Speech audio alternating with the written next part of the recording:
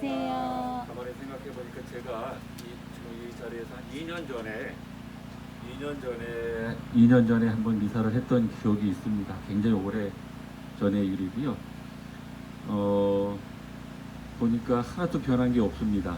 2년 전하고 지금 제 기억으로 하나도 변한 게 없고, 아마 조금 뭐 이런 조금 몇 가지 소품이 좀 더 추가되긴 했지만 그대로 이 자리를 그대로 지키고 있어서 뭐 반갑기도 하고요. 한편으로는 신부님 굉장히 계속해서 고생하고 계시구나라는 생각을 하게 됩니다. 뭐 언제쯤 신부님이 조금 편하게 여기를 떠나실 수 있을지 모르겠습니다. 정말로 뭐 그렇게 한번 그런 소망을 한번 가져봅니다.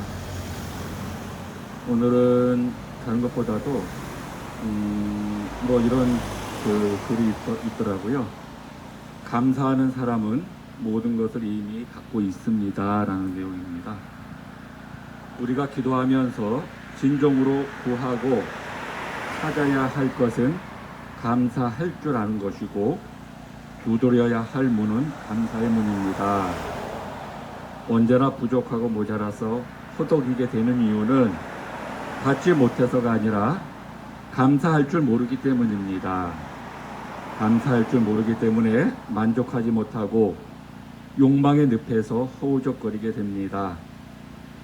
감사할 줄 모르기 때문에 바르게 기도하지 못하고 억지를 부리게 됩니다. 감사할 줄 모르기 때문에 바르게 사랑하지 못하고 소유하려고 합니다. 감사할 줄 모르기 때문에 이미 열려있는 문으로 들어가지 못하고 방황합니다. 감사할 줄 모르기 때문에 행복을 손에 쥐고도 불행해합니다. 감사할 줄 모르기 때문에 환희와 기쁨마저도 고통으로, 성공도 실패로 느끼게 됩니다.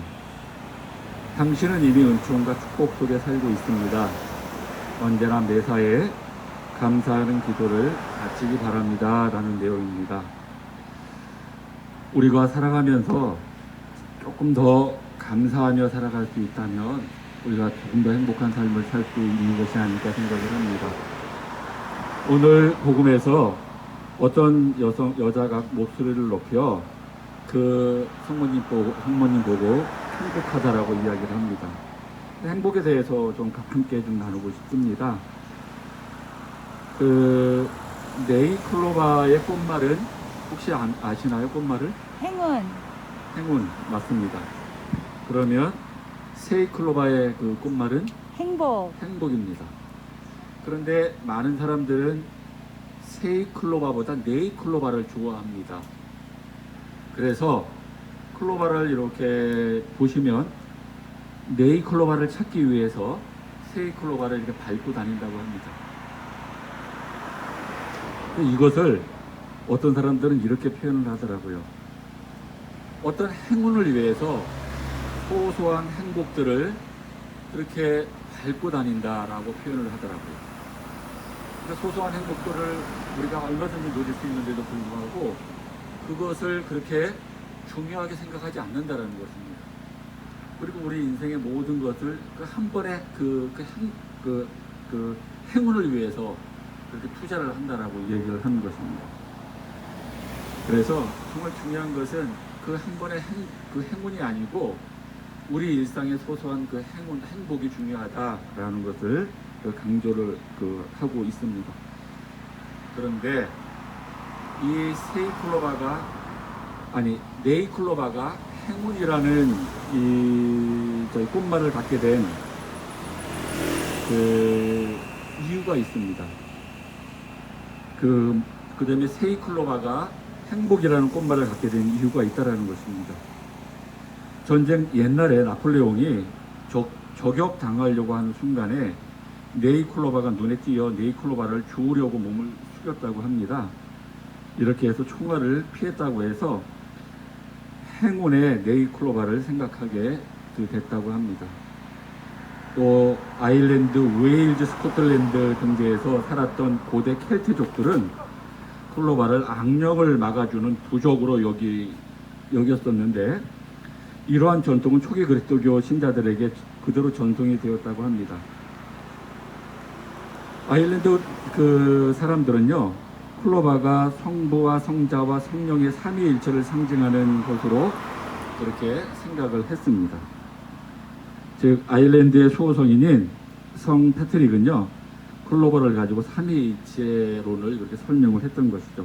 그러니까 옛날에는 이것이 그냥 부적 정도였는데, 그런데 그 성 패트릭은 이 세 클로바를 가지고 이제 삼위일체로 그렇게 설명을 했던 것입니다. 이때부터 클로바는요, 악령을 막아주는 소극적인 부적의 개념에서 탈피하여 적극적으로 행운을 가져다주는 상징물로 변하게 됐습니다. 그리고 이러한 그 내용들은 지금까지도 우리에게 그대로 전해지고 있는 것입니다. 그래서 우리도 지금까지도 네이클로바를 행운으로, 세이클로바를 행복으로 그렇게 기억을 하고 있는 것입니다. 파랑새라는 동화가 있습니다. 이 동화를 모르는 분들은 거의 없을 거라는 생각이 듭니다. 이 동화의 내용은 어느 가난한 나무꾼의 남매 치르치르와 미치르가 행복은 파랑새가 가져다 준다는 요술 할머니의 말을 듣고 파랑새를 찾아 나서는 내용입니다. 이 남매는 추억의 나라, 밤의 나라, 미래의 나라 등 여러 곳을 찾아다니면서 고생을 합니다. 그러나 어디에서도 행복을 주는 파랑새를 찾지 못하고 결국 헤매다 지쳐서 집으로 돌아오게 됩니다. 돌아와서 보니 그토록 애타게 찾던 그 파랑새가 자기 집 새장 속에 있었다라는 내용입니다. 그저 평범한 비둘기인 줄 알고 있었던, 그래서 기르고 있었던 비둘기가 바로 그 행복의 파랑새였다라는 이야기입니다. 행복의 파랑새를 찾아 산을 넘고 물을 건너 이리저리 헤매던 치르치르와 미치르 남매는요, 가장 낯이 익은 곳, 바로 그들의 고향, 일상의 삶 안에서 행복의 파랑새를 발견할 수 있었다라는 내용입니다. 그래서 우리는요, 행복은 어디에 있는가라고 묻기보다는 어떤 사람이 행복한 사람일까, 또는 어떤 삶이 행복한 삶일까를 물었으면 좋겠습니다. 왜냐하면 하나님의 뜻을 따르는 소박한 곳, 겸손한 곳에서 행복이 드러나고 체험되기 때문입니다. 그리고 이러한 삶을 통해 하나님 안에서 자신의 행복 지수를 높일 수 있었으면 합니다. 결국 행복은 자신이 가장 낯익은 곳입니다. 바로 나의 고향, 일상의 삶 안에서 체험되는 것이 행복이지 결코 다른 곳에서 체험되는 것이 아니라는 것입니다. 가장 가까운 곳에서 체험되는 것이 행복이다라고 이야기할 수 있을 것 같습니다. 그런 의미에서 우리가 행복을 찾아 다른 곳으로 갈 필요도 없고요. 그리고 또 멀리 내다볼 필요도 없는 것입니다. 바로 내가 살고 있는 이곳, 내가 만나고 있는 그 사람들을 통해서 우리가 소소한 행복들을 체험하게 되는 것입니다. 그런 의미에서 다시 한번 우리 주변에 있는 모든 것들, 우리가 가깝게 느끼고 있는 그런 자연, 그 다음에 나무 한 그루, 그리고 우리 어떤 이웃 가족들, 우리 주변에 있는 것들을, 소소한 것들을 통해서 우리가 행복을 체험할 수 있기 때문에 결국은 그 모든 것에 대해서 우리가 감사하는 마음으로 살 수 있다면 행복 지수가 높아질 수밖에 없지 않을까 생각을 합니다. 또 우리는 어떤 대단한 일을 찾아서 대단한 일을 통해서 우리가 감사하는 마음을 가지려고 합니다. 굉장히 큰 유혹이 아닐까라는 생각이 듭니다. 결국은 우리가 보고 있는 그 한 포기를 통해서 우리가 감사함을 느낄 수 있으면 어떨까라는 생각이 듭니다. 오늘 아마 그 신부님들 오랫동안 이곳에서 이렇게 자리를 지키고 있는 이유가 뭘까요? 이 강정의 그 돌 하나, 그 돌 하나에 어떤 감사하는 마음이 있으시기 때문에 결국은 이렇게 오랫동안 이곳을 지키고 계신 것이 아닌가라는 생각이 듭니다. 그런 의미에서 행복은 멀리 있는 것이 아니고 대단한 것이 아니다.